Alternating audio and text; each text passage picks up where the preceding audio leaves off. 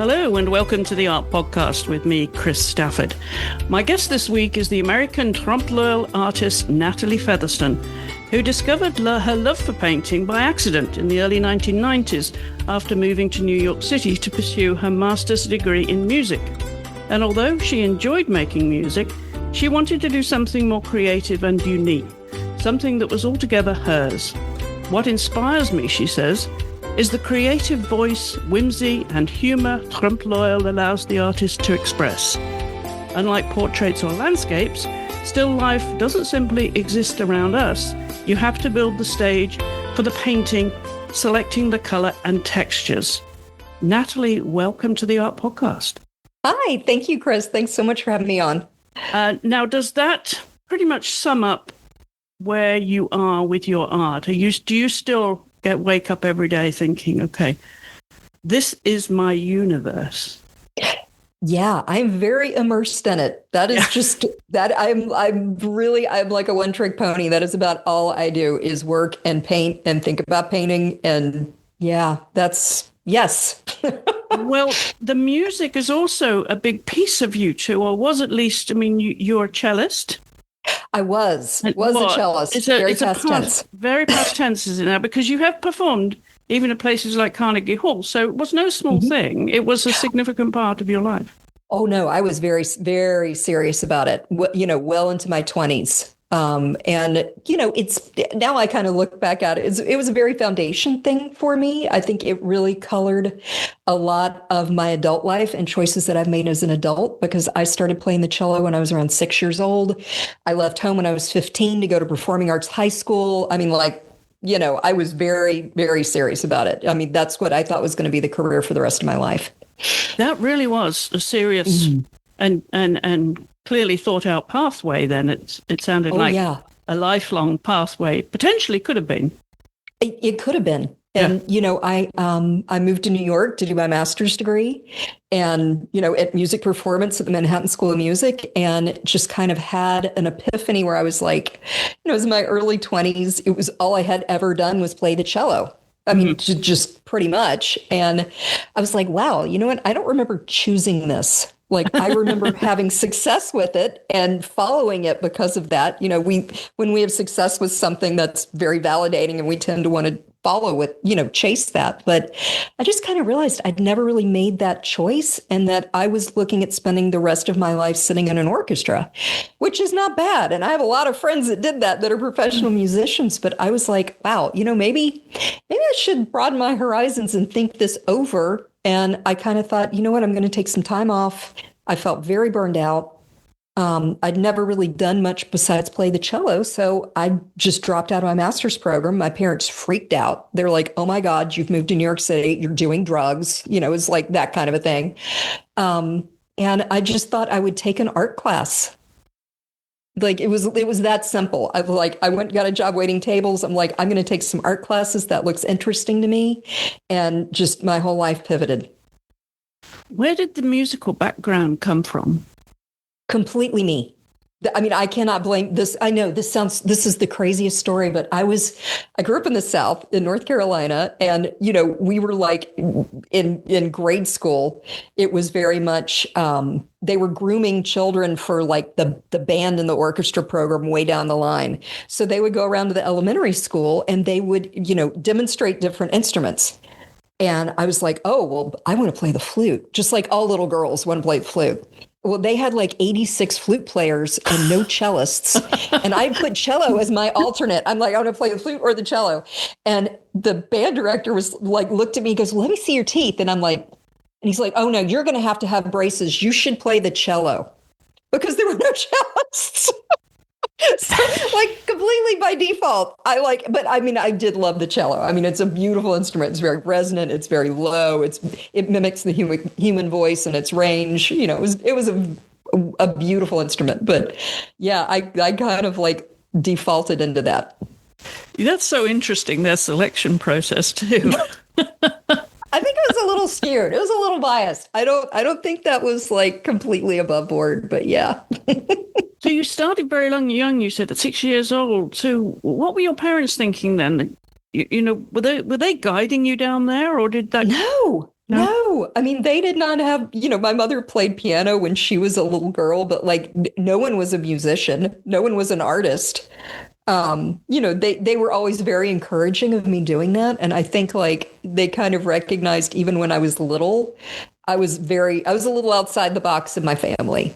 I mean, I was a little extra compared to the other children, but they were really supportive. They were like, well, if that's what you want to do, like, we will help you do that. So, I mean, there were a lot of cello lessons and driving to concerts. And like, I mean, you can imagine, right? It's like lots of things that parents get involved in with their kids. But yeah, they always were there to help and support and like make that happen for me. And how about your sister Edith? Now, was she that way inclined? Was she, a musician? No, she did play the cello for a little while, I think because I was the big sister. And then I think she realized that she was going to have to practice. And I don't think that was very attractive to her. She was like, I don't think this is for me. Yeah, she's very crafty. She likes to like decorate and do floral arranging and stuff like that. She's really good at, she definitely has a crafty gene. But fine art's probably not really her bag. Tell me a little bit about your parents. They're both passed now, Jeanette and Riley. Yeah. How close were you to each of those parents? And did you have a favorite that you did hang out with and do, Yeah, I was really with? close with my mom. Yeah, not so much my dad. He had a lot of other interests like playing golf and doing stuff like that, which like our Venn diagrams didn't overlap much with that. So I was really close with my mom, and I lost both my parents when I was in my early 30s. So, they've been gone a while. So, and that was really hard at first. I lost my mom first. She had had a chronic illness most of her life, so that was hard. It's like, that was always sort of a thing, that I don't want to say defined her, but that was always something that had to be navigated. Was she had rheumatoid arthritis very severely from the time she was like, gosh, I think in her 20s. So, she was a case study at Duke. I mean, like the whole thing, it was really bad. So, she always kind of had that it was a big challenge. She always had to deal with that. So, and this was a long time ago. I'm old. So, the things that they had back then to treat rheumatoid arthritis were very bad and very toxic. And so, that really took a toll on her. And she died when she was 60. Mm. Yeah, I know. Let me just let me just bring down the tone right from the start. But yeah. Were you born in Raleigh, North Carolina in 1969? Mm-hmm. What was Raleigh like in those days when you were a kid? Oh my God, I thought it was so awful and so boring. And I could not wait to get the hell out of Raleigh, North Carolina, which is hilarious because now I'm back in North Carolina. I just moved back here like 6 months ago. I spent my whole life in the Northeast and now I'm back. But and I see the value actually now as an adult. I'm like, wow, Raleigh's really nice. But yeah, I just thought I did not like the South and I wanted to leave as soon as possible. So yeah, my thoughts have changed on that a little bit. But I mean, what were you rebelling against? I was so bored. Oh my God, I was so bored. And like, for me, being bored is very dangerous. I mentioned I got to go to the School of the Arts when I was 15 and leave home. And that was awesome for me because now all of a sudden I was not bored. I was not in public high school anymore with like my townie friends, trying to like score beer on the weekends and drive around in cars. And like, that was a good move. I think my parents were a little like, we're not so sure that you are grown up enough to go live on your own in a college environment because like I didn't make the best decisions as a teenager. But it was a good move in hindsight. Just giving me a job, giving me something to do. So I was engaged was smart. What were your worst teenage decisions then, Natalie? Oh my God, there's so many. I don't know how I'm not dead or have like a record, honestly, or living in a trailer park. This could have gone so many other ways. Really. I did some bad things. Paint us a picture. Well, at one point I took my parents' car keys and went and had copies made to all the cars. So I had my own set and I would sneak out of the house in the middle of the night and drive the cars around and smoke cigarettes. And like, I was probably like 13, 14, like that could have ended up really bad. So, yeah. What was triggering that rebellion? Boredom. Yeah. Yeah.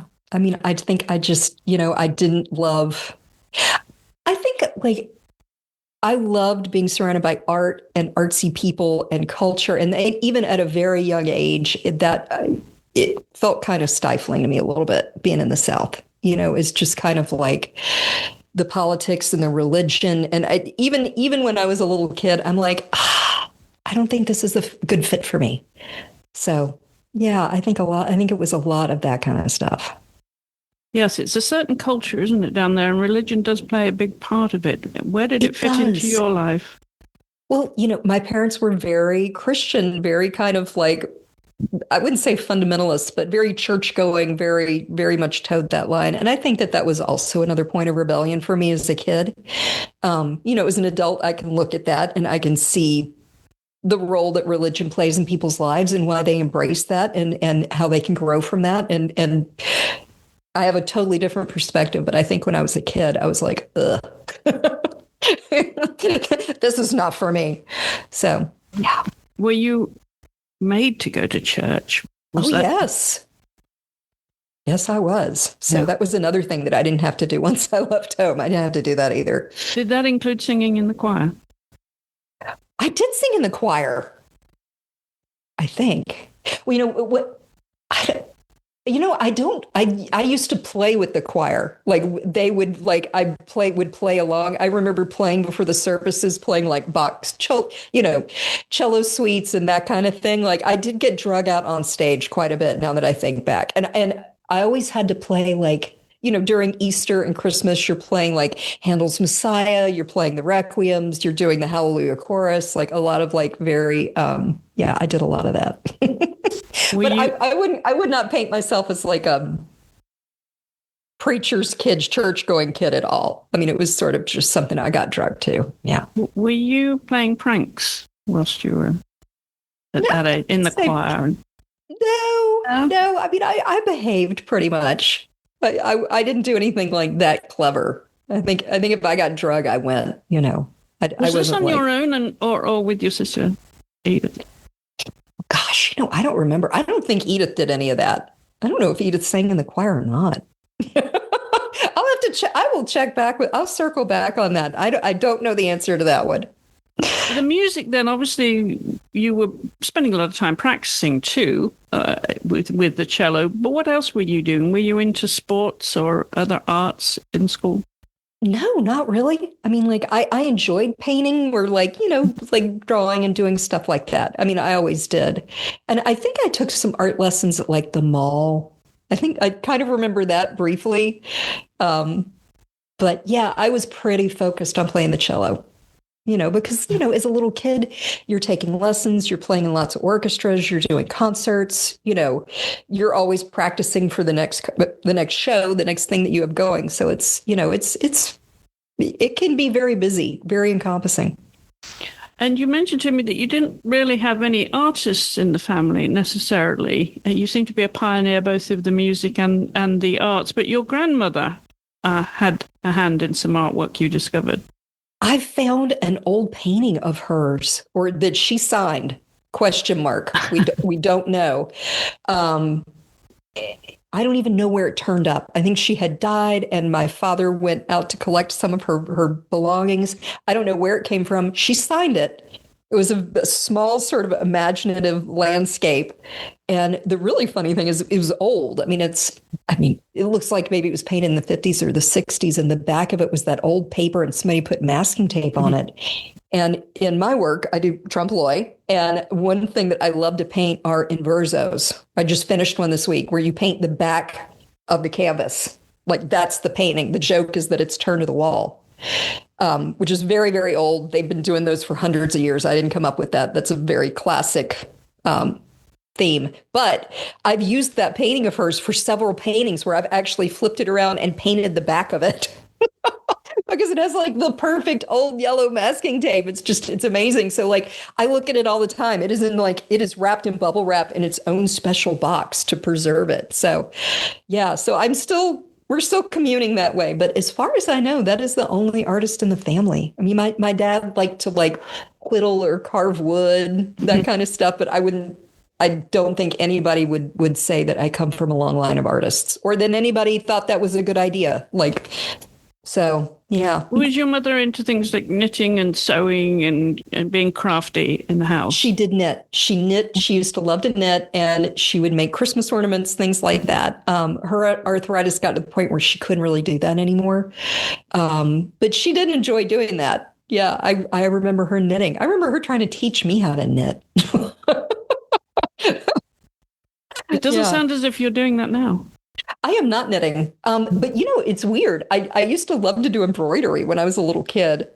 And I still use that now in my work. I will embroider photographs or use embroidery or thread. And that's something that I do a lot when I'm building I paint from life. So I build all of my models. Like, they're actually set up in the studio that I paint from. And I love doing embroidery, like including that, because I also think that kind of goes to like women's work and gender and some of stereotypes about embroidery. It's kind of, I don't have like really super clear thoughts on that, but that's something that I've always really enjoyed using. Yeah. So it was school then that offered you an awakening in the art world, so to speak. And art. But prior to that, were your parents taking you to galleries or museums or showing you art at all, introducing you to art? Nope. No. So school was it for you then? And so what were your first impressions and first inspirations then? Oh, man. School of the Arts was amazing because they had everything from junior high school through a master's degree. And this was in New York? No, this was in North Carolina. Oh, okay. This was in Winston-Salem. Okay. Yeah, it was modeled after the Juilliard pre-college program in New York City. So, like, kids would come from all over to go to the high school program there. It wasn't just for North Carolina. It was an international school. Like, people came from everywhere. It was very competitive to get into, but they had, dance, drama, visual arts, music. I mean, it was the design and production. Their design and production, like, is supposed to be one of the best in the country. So, all of a sudden I go from like Raleigh to like being immersed with all these creative people, all these creative kids. And there's like art shows and music shows and dance. I mean, it was incredible. It was the best thing that could have happened to me. Like, very stimulating. It sounds as if you have the mind that needs that stimulation. I am like a border collie. I need something to do. Okay. Yeah. Okay. We need to keep throwing you a ball or something. Just keep you. I don't do good board. Board is not a good look on me. Yeah. Okay. So, what kind of student were you then in college? Were you highly social as well? Yeah. I mean, yes. I believe it or not, I'm actually pretty introverted. I'm like not somebody that necessarily goes up to strangers at a party and introduces myself. I'm not really like that. I'm pretty good, like, once I meet people. But yeah, I was a good student. I mean, I think I have that like type A high achieving gene, where it's like, that's important to me, like to do my best. And like, that's, I was a pretty good student. I took it seriously. Yeah. And socially, what were the vibes? What music were you listening to? What were you doing off campus? Oh, probably drinking and doing what most children do, in college. I mean, I was well, younger than that, but yeah, I mean, it was fun. I mean, I met so many interesting people that had so many varied tastes. It's like, I remember one of my girlfriends, who became a very good friend of mine, who was also a cellist, who lived in my dorm. I'd never heard the Beatles. Like, I didn't know about the Beatles. It's like stuff like that. So it's like, it was interesting, just kind of exposing me to like all different kinds of music and poetry and different art. It's like, the way they had that school set up, I couldn't go take art classes because I was in the music school. So there was no exchange, or you didn't get to do that. But, I lived and knew all these kids that were visual artists, and just seeing their work and their influences. And, it's like the first time I ever saw like Salvador Dali's work in a book. It was like, oh my God, so I like had to go and get a poster for my dorm room. So you were triggered by some artists then, who were turning your head. Yeah. I mean, I always, even when I moved to New York and I started taking art classes, I knew I liked realism. I didn't know what I liked. I mean, you talk about a tabula rasa, I knew nothing. I mean, it's like I didn't have this life going to museums and learning about art and knowing about it. I mean, I was like complete blank slate, probably in my mid-20s, but I knew right away that I liked realism because, like, for example, Salvador Dali, which is weird. Like, probably a lot of people wouldn't think I love his work. I do. I love surrealism. I love that level of creativity and imagination because I don't really have that in my work, right? Like my imagination or creativity is setting up the model. It's kind of conceiving of the model. The painting is kind of a chore. That's not the creative part for me.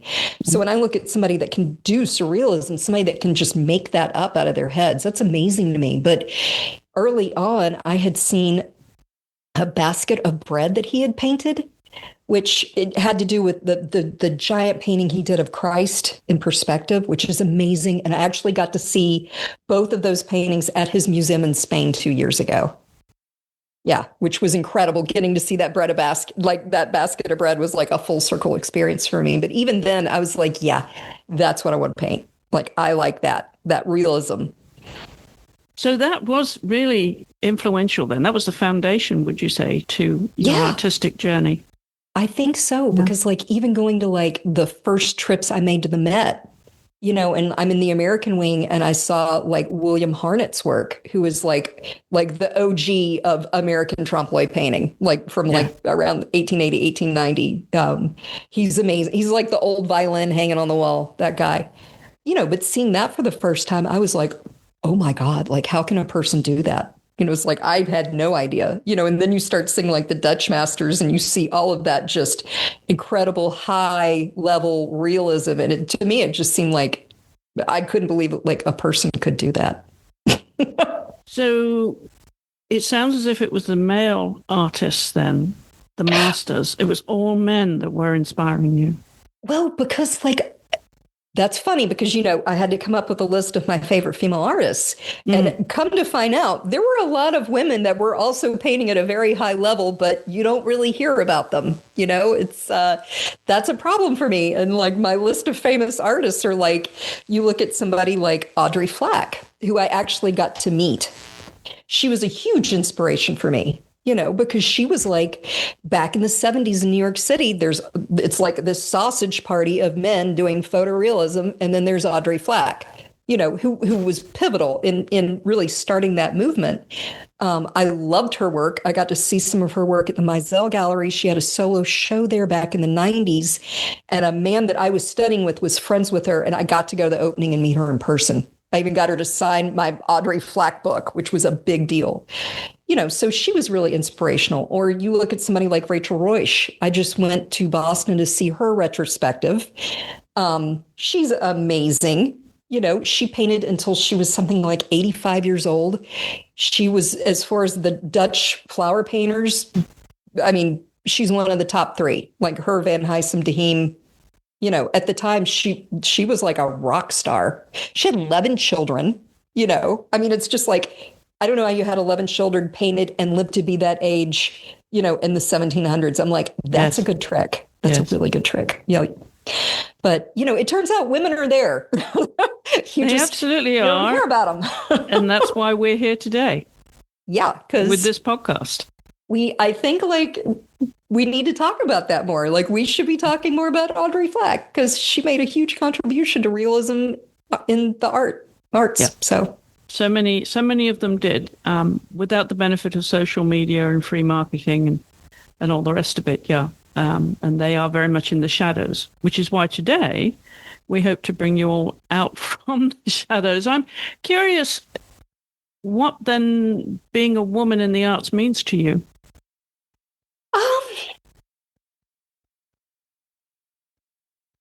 I just want to make sure that like women are heard from, that we're not marginalized and not kind of like pushed back. It's like that women are given the same opportunities. It's like if I do a group, I mean, this is just between us, right? But it's like if I do a group show or I'm invited to do a group show and I see that there's a roster of 30 people and there's 3 women, I'm kind of like, really? Really, you can't think of anybody else who might want to do this. And, I mean, I guess by the same token, it's like, I feel like people at the top of their game should be chosen. Like if we're talking about this fictional show, like I would never want to be chosen as like, well, she's a female, so we'll include her, even though maybe she's not as good as, I don't want that either. I want to be chosen on merit, but it's like, sometimes I feel like, I like to see women getting the same chance and same visibility. It's important. It's like, I feel like we should be thinking that way. Well, you only have to think about all the women artists that there are, not just in this country, I mean, the world now, doing so many different things in the arts.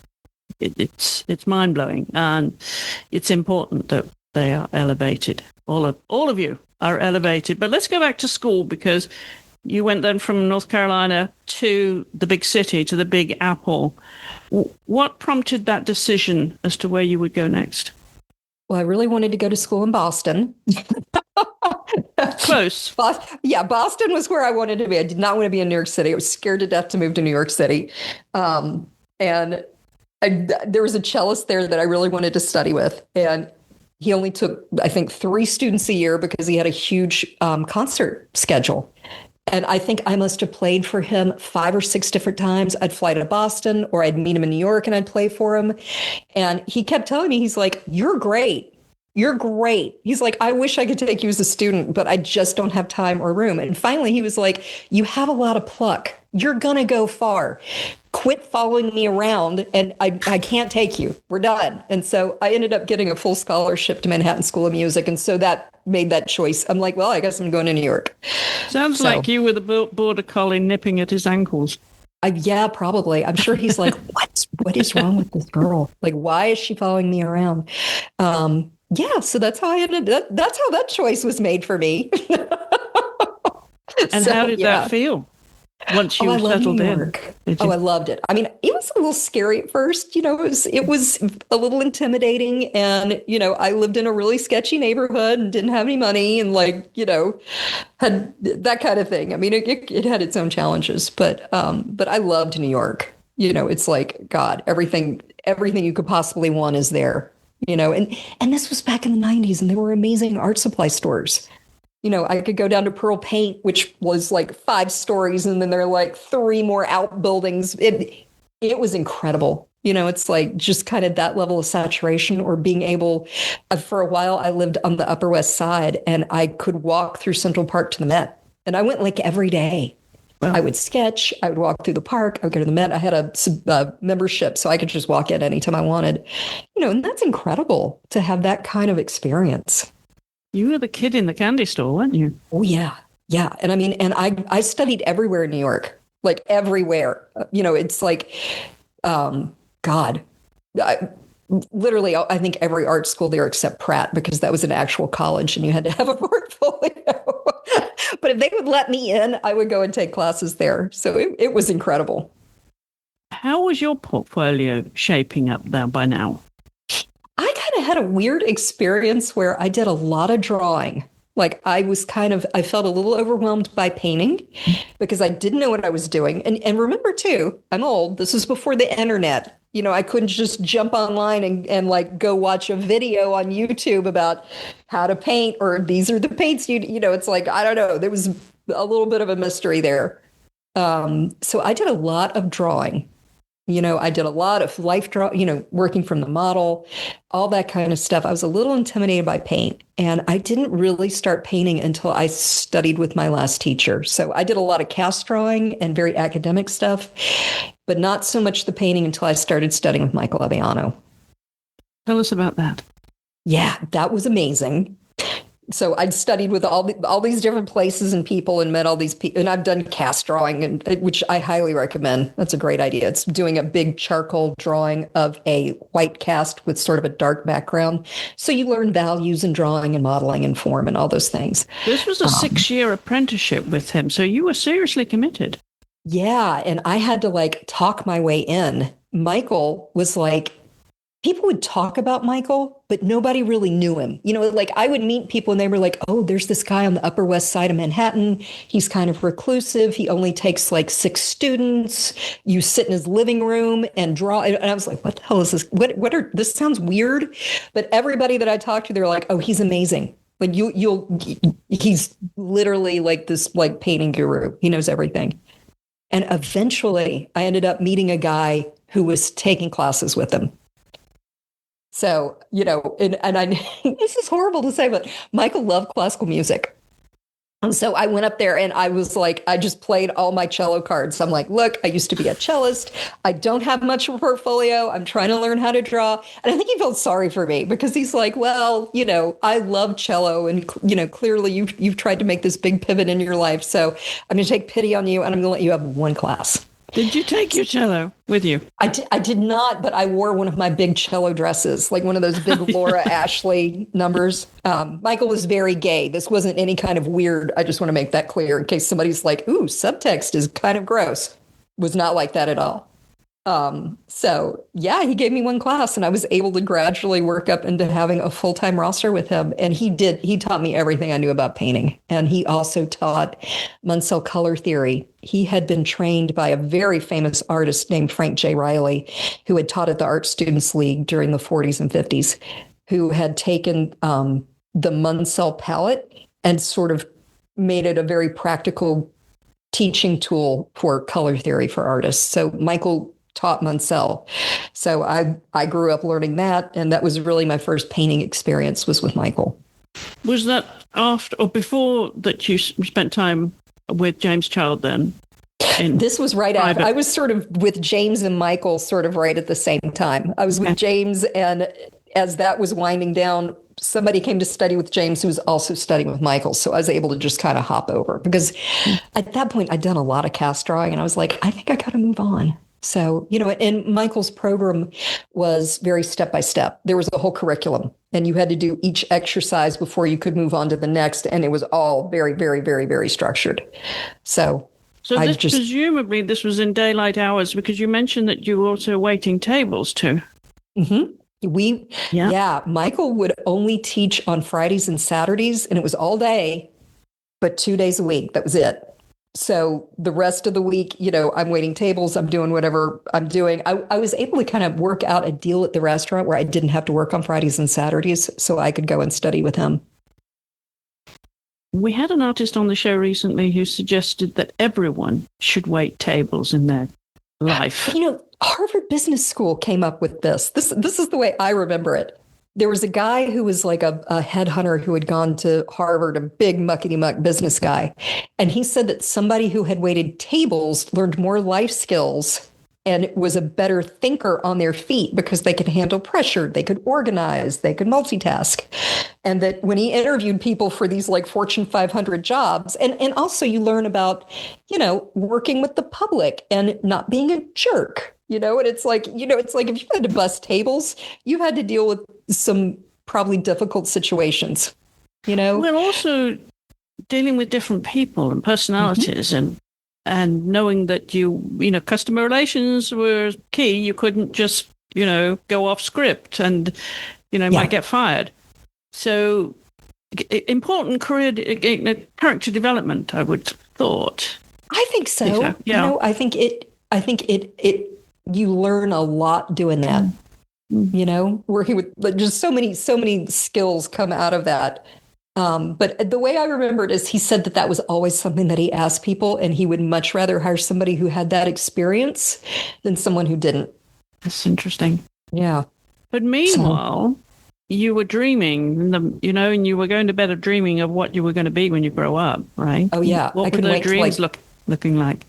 I just wanted to be able to paint, full time. And I thought for 5 minutes, I'm like, well, I don't know if I can make a living doing this, so I better be an illustrator. And this was way before I got to Michael, because when I would see illustration work, it was very realistic. It's like, and I love Norman Rockwell. So I was like, oh, maybe then I'll be guaranteed an income. And I thought about doing that for, 30 minutes. And then I was like, no, I've ruined my life. I've jumped out of the pot and into the fire. I'm just going for it. Like there's no point in trying to make a safe art career with like a 401k and health insurance. Screw it. At this point, I'm going. I'm all in. What did that all in look like, though, in terms of making a living? Yeah, it was like, for me, the model that I kind of saw early on was you sell your work at a gallery. And so that's been the model that I've followed. Things are a little different now because now there's the internets. So, you probably have some more options as far as selling work or building a clientele and that kind of thing. But back in the day, like you sold your work through an art gallery, which has been a great model for me. And I've had wonderful gallery relationships. That's all good. I don't want that to seem like that's a negative in any way, but that was always the model. Art, money, success equals fine art gallery. And now most of your work is gallery work, is it? Oh, yeah. I make almost 98% of my sales through galleries. I do occasionally, I'll do a private commission. If it's someone that I know or I have a relationship with, I'll do that. But I tend to, with the internet, you never know. It's like I have a lot of questions, that I have to ask before I want to do something one-on-one with somebody that I don't physically know. So you've had a very strong academic training, a foundation to your career, Natalie. I'm wondering how you react to the prospects now, the reality of AI. You know what? I mean, yeah. AI is going to cause problems, right? Like there are people that are going to lose their jobs, right? If you're like a needlepoint designer or, a graphic designer, there's a lot of things where AI is going to probably take your job. By the same token, like I also see how it can be a very creative tool. I don't feel threatened by it because I don't think AI is going to be able to make the kind of work that I make. Like, I don't, and I think in some ways, like AI may make the type of work I make more valuable because it is made by hand and it is created out of my head. It's like, that's a premium, that can't be reproduced. So I kind of see the good and the bad. I mean, I've played around with like Midjourney a little bit, just ideas. It's like, oh, I have an idea for painting and I want a girl with like tentacles coming out of her hair. What does that look like? And it's like just kind of playing around like for ideas or themes or like storytelling. And I kind of try to look at both sides of this too. It's like there's probably a dark side to this as well, but I'm not like, I'm pretty open. It's like, I'm pretty open to most things. I don't feel like there's a lot of rules on how you do something or how you make your art. And like, I'm kind of like, you do you. If that works for you and you want to make stuff out of AI, okay. Like, I'm fine with that. It sounded from what you mentioned earlier that R&D is an important part of the process for you, and the painting then becomes the chore of applying it all. So where does that all begin? Where's the catalyst for this? Is it the middle of the night you wake up with an idea? It is like all the time. Yeah. I mean, like I like to go walk in the morning. That's always a good time. But like, I just kind of try to keep my mind open and I'll get like the weirdest ideas that just pop in. Like I'll hear a song lyric or I'll see like a stick on the ground or like weird, it just kind of like but are they filters. Weird? I mean, as an artist, they're not really weird, are they? Because our inspiration can come from so many different sources. Yeah, mine, I tend to just be very open and think of it as like a filter. Like one of my favorite paintings I ever did was a piece of scrap cardboard that had been ripped off of a box that I literally did nothing to it. It had tape all over it and all this weird shape. It was shaped like the state of Tennessee. And I just put Scrabble tiles on the back of it that says, I like nice things. This is only temporary. It was one of my favorite pieces I've ever done. Right. And it was because I found this piece of cardboard. So it's like, I just try to stay open and be a filter to whatever. I have a huge inspiration board in my studio that makes me look like a serial killer. I'm like this, if I just had some red string connecting stuff, right. People be like, yeah. If the police were to find it after a local murder, they would, come looking for you. We have some questions, but it's because I think anything can really inspire a painting. I mean, lyrics, song lyrics, poetry, things like that, I find very inspiring sometimes because I love using text in my work, whether that's like a Scrabble tile or me writing on it or whatever it is. I love text.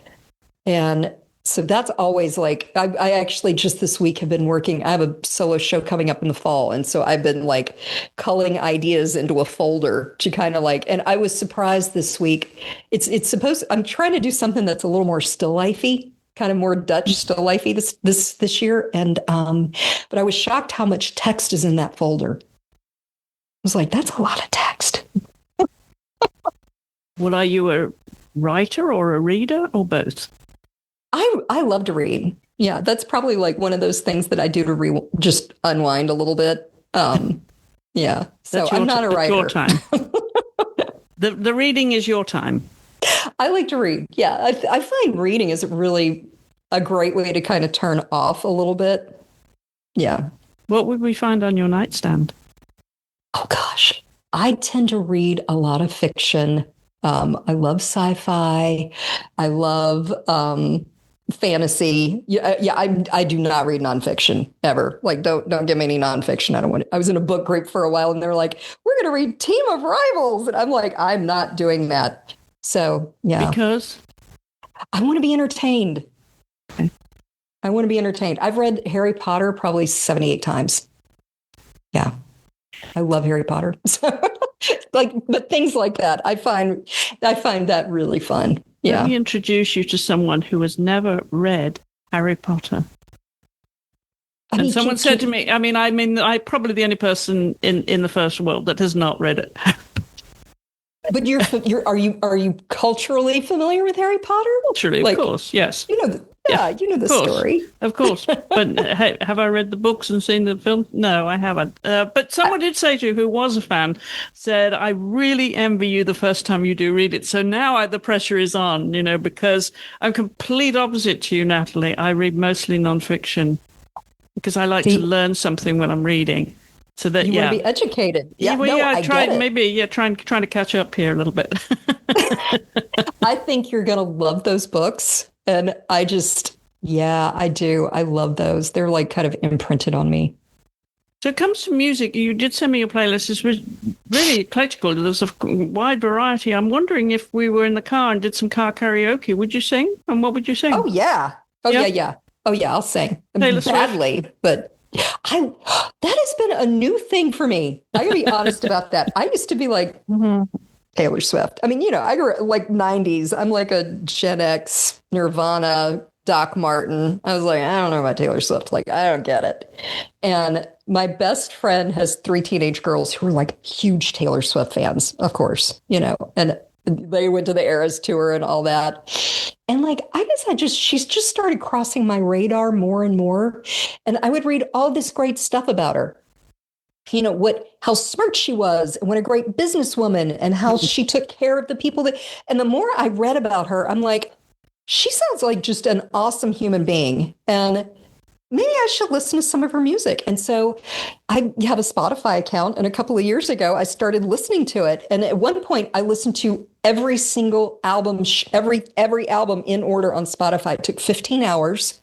This was before the last 2 came out. So now it's probably even longer than that. But I like her. I am impressed with your dedication to learning her portfolio. That is...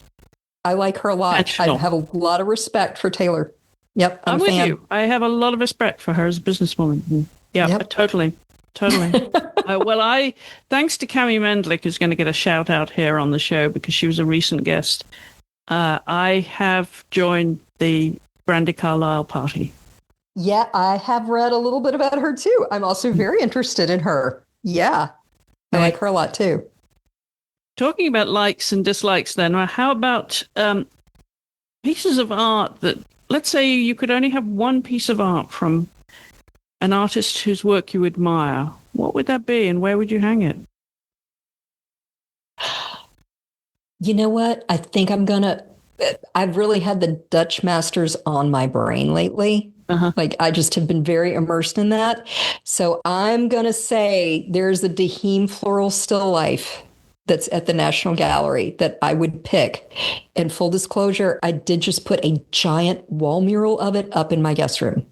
Okay. So, yeah, because I think I could probably look at that painting forever. I mean, it's one of those big Dutch still lifes with all the little water droplets and the little bugs and the little tiny. I mean, it's just like, I think I could look at that forever. Because you love the detail, don't you? I mean, clearly from your work. I like the virtuosity. A lot of respect. I mean, I would pick either that because, maybe I'll pick another one. Another one of my like desert island paintings that I have yet to see because it went into a private collection and I may never get to see it for real is the Alma Tadema, the Roses of Heliogabalus. Gabulus. I don't know if you know that painting. It was in London, but now it's private collection. Is this wall-sized painting of one of the emperors drowning all of the sycophants in rose petals. It's very dark, but it's just this flurry of rose petals and these people suffocating. And it's very neoclassical, Victorian, a beautiful painting. Was there, when you look back at your career, Natalie, a pivotal moment, a milestone that really cast your future, if you will, in a way that, this is the turning point? Well, there's one painting that I made that really kind of put me on the path that I'm on now. And Michael Aviano was a beautiful painter, very inspired by Rembrandt. So very like a painter's painter. And when I got out of school and while I was studying with him, I really emulated that. When I first started selling my work, it was a lot of still life. It was a lot of like fruit and flowers and that kind of thing. And, I was making that because I'm emulating my teacher. Like that's what I would see as realism. That's what maybe would sell. So I'm making that type of work. And I made this one painting, it was a really pretty, I mean, even now I look back and I'm like, it's not bad. It was a really pretty floral, blue and white vase, lots of mums, really pretty. It won this big art competition. And I was like, oh, like I must be sort of set, had like a pear on a plate with a knife and a napkin. You kind of get the vibe. At the exact same time I made that, I had been to Texas and I was visiting my aunt and she had cleaned out a relative's house and they had a bar in the basement and there was this sign tacked to the wall and it was orange and black and it was an eye chart and it says BULLSHIT. And as you get lower in the thing, there's an eyeball on the bottom. And you realize the whole thing spells out bullshit. And in very tiny little type across the bottom, it says, if you can read this, you're too damn close. And I'm like, can I have that? So she gave it to me. I took it home and I put it on a board with a pair of those eyeglasses on the springs with the springy eyeballs and a ribbon. And I painted it. And I was like, that is the funniest thing I've ever seen. This is what I want to do. I want to make more stuff like this that's like whimsical and fun. And maybe there's some profanity and there's definitely text and there's the virtuosity of painting eyeballs on a spring. And I was like, I think that this is the thing I'm going to make from now on. Do you like to be outrageous in a way? Do you like to really sort of impact people when they walk into the gallery and they'll go, whoa? Well, I wouldn't say outrageous, but like, I think with my work, I love trompe-l'oeil. But yeah. I don't do like grapes hanging on a wall. Like for me, I'm like, oh, Jesus, why bother? Like, do we need more of that? I mean, sorry if anybody's listening and they're like, but I paint grapes on a wall. I'm sorry. But, it's like, what does that really bring to us? What does that really mean contextually? It's like you can mimic themes. I try to bring something a little fresher. I like to take trompe-l'oeil and kind of bring my own thing to it. It's like my own sense of whimsy or joy or humor. Or, I made a painting. Can I say bad words on this podcast? Certainly. I mean, it's actually on the painting. I did a painting a couple of years ago that's the backside of a painting. So it's the stretcher bars and there's a little landscape in the middle of it. And there's Scrabble tiles that say fucks falling out. I've painted them so they look like they're tumbling out of it. Like one is like barely hanging into the lower corner. And the title is Behold My Field of Fucks and See That It Is Barren. And I'm like, yeah, that's my vibe. Like it's trompe-l'oeil. It's really well painted. It looks like maybe it's real. And there's a little bit of a reverence to it. But is again, that on your is that on your headstone then I'd be fine with that. Yeah. You'd be fine with that. And of course, it also would be religiously rebellious. I mean, that's not true. I give lots of fucks. I care about lots of things very passionately. I wouldn't say that I don't care, but I think like a painting like that. I mean, and I did call the gallery and I'm like, hey, are you okay with are you gonna hang it? Because like if this is going to be a not suitable for work situation, I will not send it. This is for grown-ups only. It is for grown-ups only. And of course, like they sold it out of the box. There was somebody standing in the gallery when they unpainted, I mean, pro tip, profanity sells. But yeah, I think like that is the kind of stuff that I like to make paintings like that are whimsical, but I wouldn't say they like push boundaries. Like I'm not, I think there is a lot of darkness out in the world and I don't want to add to that. Like I like things that are fun. I don't need like heavy, messagey, you know what I'm saying? Mm-hmm. That's not really me. Mm-hmm. So what would James and Michael say about your art and your development as an artist now? Well, James is dead, so I don't know. He probably wouldn't like any of it. He was a very classical guy. He'd be like, I don't like it. But yeah, I think Michael is still alive. Michael is like 96, 95. He is still working. He has an iPad and a stylus and is like still doing stuff. So I think he would be happy for me. I think he'd be like, good for you. Like you managed to like make a living at it. And I think maybe some of your stuff is a little tacky, but good on you. Was there ever a moment when you thought, I'm not going to make it. Art's not for me? There was a very dark period after the housing recession when that blew up in 2008, where I thought, this is going to be really tricky. Because I'd sort of started selling my work in the late 90s, kind of even when I was in school, I was starting to sell stuff and I'd done really well. I'd made money and like bought a house and like I had money. I didn't make a lot of money, but I was good. I had health insurance. I could pay my rent. It was all right. And when that happened, I was like, oh, okay. I'm not going to sell anything this year. All right. And it's like, but at the end of the day, I don't have any skills. Like, I don't even know how to fold sweaters. I can't go work at the Gap. My fallback is to mix paint at Home Depot. I would be good at that. Oh, wait, tables. I'm too old. I can't be on my knees for an 8-hour shift. And I'm too saucy. At this point, I'd be like, I don't have time for your crap. No, don't tip me. We're done here. I think I'm way too old and saucy for that now. But yeah, so it's like, I have to make it work. Because what am I going to do?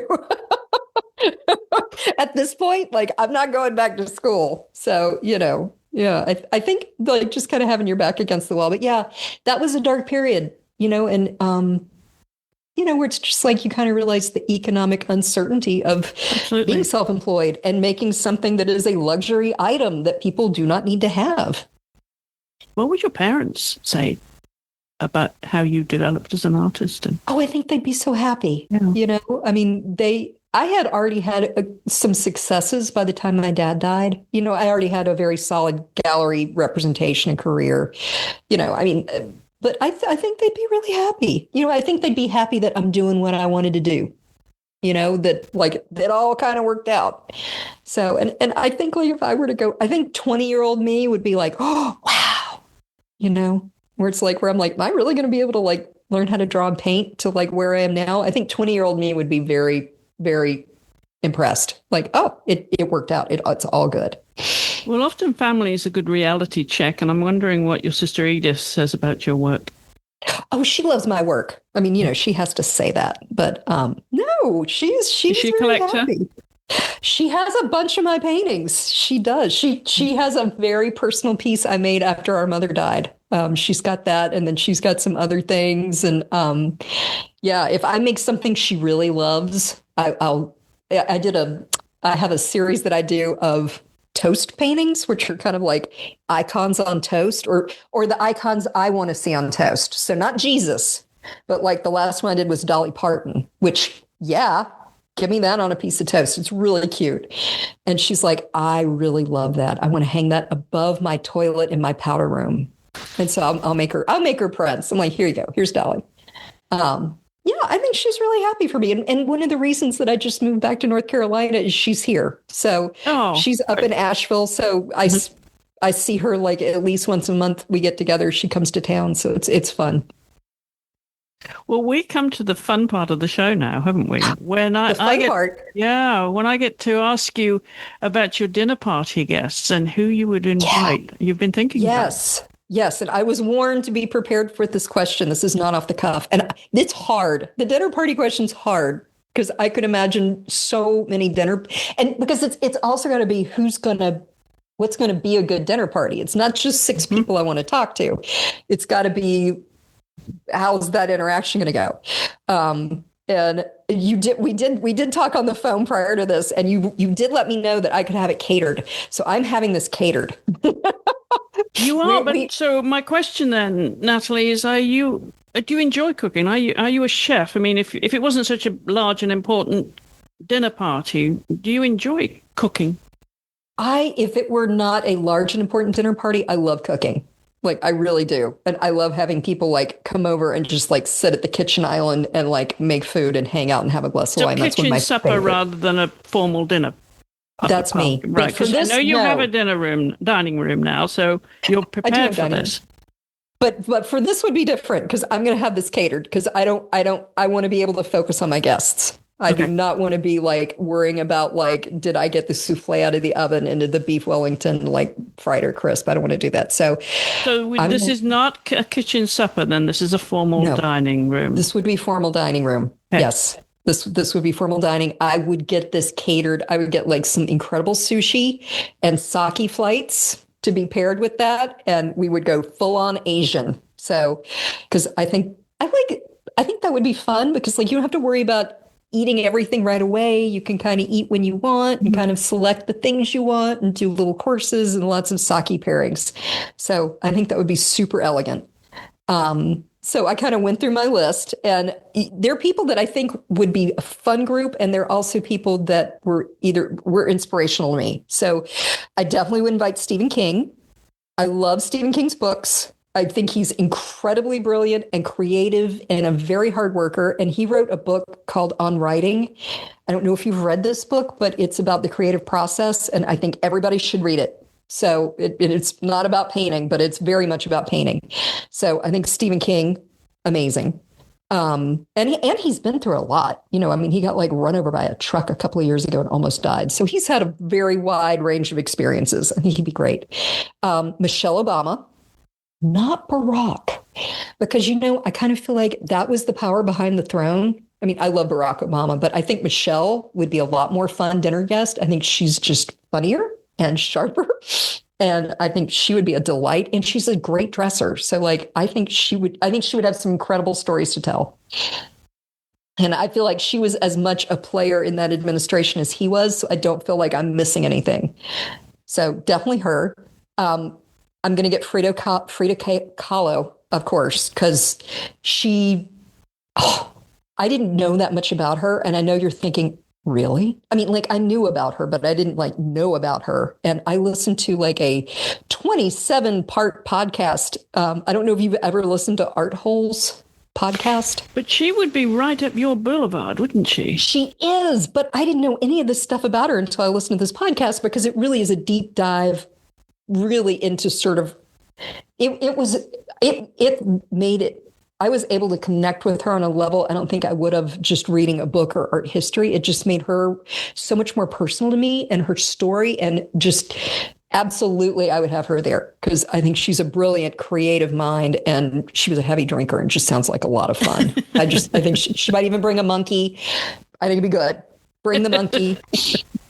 I picked Mozart. Because Mozart, also incredibly brilliant, incredibly funny, whimsical guy, child prodigy. Like, he saw some shit. I think he would be super fun. And I don't know. Mozart, like, I just think he goes with everything. I think he'd be great. I would pick Amy Poehler because I love her. She's a comedian. I think if things started getting slow in the conversation, she could I think she would be great, like grist for the mill. I think she would kind of pull people in and get them to tell great stories and kind of get them to talk amongst themselves. I think she would be an excellent facilitator. And my last one, and this is kind of sad, and I wasn't sure if I should put this in here because I didn't want to downer note. But my best friend died in 2018, and I'm going to pick him. So his name is Boo Scherf, and he's very much like an Oscar Wilde type. So I was thinking about Oscar Wilde, and then I thought, well, this is an imaginary dinner party, living or dead. So I'm going to pick Boo because I haven't gotten to talk to him in a long time. So I would pick him. And he was incredibly brilliant. I mean, he's one of the smartest people I ever knew. So he was a double bassist that I met my first day at School of the Arts when I was 15 and had been my best friend my whole life. So I'm going to have to pick him too. So that would be my dinner party. And wine, would you select the wine? What do you do with the drinks? I love sake. Okay. So I just feel like a sake flight, sort of like a little sake flight for each course would be really nice. Dessert? Oh, you know what? I'd probably have like a giant chocolate thing, which has nothing to do with sake or sushi, but I love chocolate. Like I literally can't have it in the house. I love chocolate. So yeah. And have you thought about where they're going to sit? Is this going to be a rectangular table, round table? Round. Who do you want to sit by? Who do you want sitting either side of you? Probably Boo. I'd probably want Boo. Yeah. On one side and the other side? I'm going to have to put Amy Poehler over there because I'm going to need her help to keep things going. Okay. I'm going to need a comedian over there so that she can just interface with everybody. Absolutely. Yeah. Yeah. And on the other side, you? On your left? If he's on the right, who's on your left? I'd probably pick Michelle Obama. Yeah, I think she'd be very supportive and very kind of like, you're doing great. I feel like she would, I think she'd be very supportive. What's on your bucket list now then? And where can we see your work? You mentioned you've got a big exhibition coming later in the year. Where can we see your work? Yeah, I show with lots of different galleries, but I've been with Meyer Gallery in Santa Fe for 30 years. I've done 27 solo shows with them. So I have a solo show coming up this fall that I'm excited about. Shout out to a previous guest, Megan Sider. Yes, she is also showing at Meyer. Yeah. Yes. So that is going to happen in the fall. Mm-hmm. And I am also just kind of branching out into some new stuff where I'm doing a lot of recordings that I'm putting up for free on my website. Some are for sale, most are for free, just sort of like quick little instructional things or, hey, here's things I like, or just kind of art related stuff. I love Instagram and posting on Instagram. It's super fun. I enjoy social media and I love making reels. But I was kind of like, 30 seconds is not a lot of time. So I've been doing these sort of long-winded videos that I'm putting up, and that's kind of a new thing for me. I'm very excited about that too. On your website or YouTube? They're both. You can get there from either place. Yeah. So yeah, that's what I have going on. Well, you mentioned then now you moved back and you are actually, you told me, sitting in your art library, which I love because you and your partner have this wonderful gallery. He's also an artist, and there's a little story behind that because you are in a new place in your life now. I'm in a very new place in my life. Yeah, this is like not something I've talked about on social media because it's like, whoo, dumpster fire. I left a 32-year marriage and decided to make some really big changes in my life and met a wonderful person. And we just bought a house in Charlotte. So I am back in the South. And Johnny is also an artist. He is. And the neat thing about that is meeting somebody who has the same goals as you, which is we should buy a really big house and turn it into a giant art studio. And I'm like, yes, this sounds like a great idea.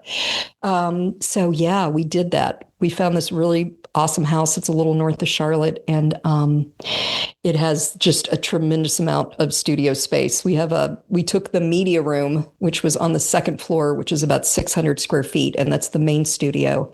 And then we have 3 other rooms. So we have a work room for like paint mixing, panel preparation, color charts, all that sort of stuff. We've got another room that is prop storage, photography, filming. And then we have a home office up there too, which has got all of this just photography equipment and printers and scanners and just like more cables than you can imagine. So it's been great. I mean, I haven't met very many people who's like, let's put a giant mural of Dehane's floral painting in the guest room. I'm like, sounds great. Let's do that. What's it like? Well, I was going to ask, what's it like living and working with an artist? Because that is a whole 200% there.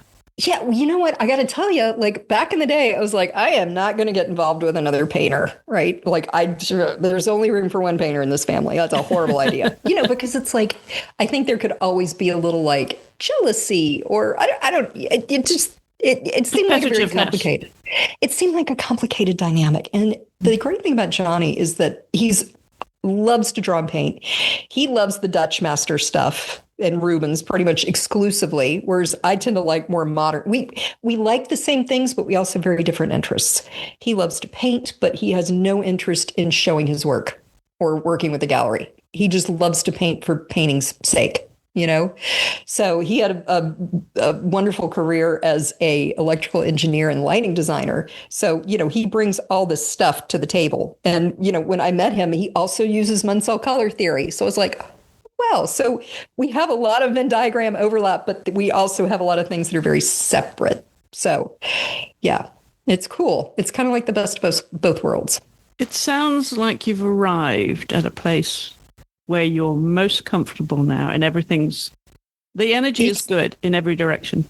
It is really good. It's like, I got to tell you, I did not see at this point in my life that I would be getting divorced and moving back to the South. That was not on my bingo card.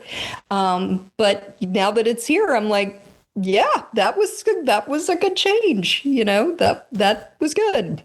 Well done. Check. So, yeah. Any other boxes to check? No, I mean, I gotta say things are pretty good. I mean, I'm fixing to hunker down here for the, next 8 months and paint that show. But yeah, it's good. Things are good. I mean, where's some wood? Let me find some. Knock on some wood. Yeah. Any travel plans? Yeah. Well, I don't get to leave the house until the show is painted. Okay. So, oh, yeah. You're very disciplined about that, I imagine. You go in there and you are focused. I work like about 10 hours a day. I mean, that's because the work I do takes a long time. So it's like if I worked banker's hours, I never get anything done. We do want to go to Amsterdam. That is probably the next big trip we're taking to the Rijksmuseum to go see like the flower paintings, the big Dutch flower stuff in person. And we're probably going to go to like Delft and Antwerp and do the whole little Dutch tour. So very excited about that. With those similar interests in art, then, where do you get your validation? Is it when you finish something and you show it to him or you show it to the world? He's really good for that, and he's also really good because I did a painting, I think last year. I don't do a lot of still life painting anymore. And the perspective, it was these champagne glasses. And he was like, that's really bad, right? He's like, the perspective is awful. And I'm like, it is. And he like mocked it up in Photoshop and sent it to me. And he's like, yeah, it's really bad. He's great for that. He's like I do like his validation a lot. And I got to say, like, I think validation, as I've gotten older, I care a little less. When I was younger, I cared a lot more about that. I mean, I think for me, validation is probably when people like the work, when people buy the work, when somebody loves something enough to pay money for it and hang it in their home, that feels amazing to me. I feel like I've done my job, So when they turn the corner in the gallery and you're standing in the corner and you see them and their reaction to a piece, that means a lot to you. That's why I paint. It's like the thing that I love about Trompe and why I do Trompe is because there's this shift between expectation and reality. There's always a perception shift with Trompe. There's a moment where you're not sure and then So that little perception shift is really that is exactly why I do what I do. So when I see people having that perception shift, yeah, that's it. That's it for me. That's my moment. Yeah. Natalie, you mentioned how much you love social media, so remind everyone how they can find you.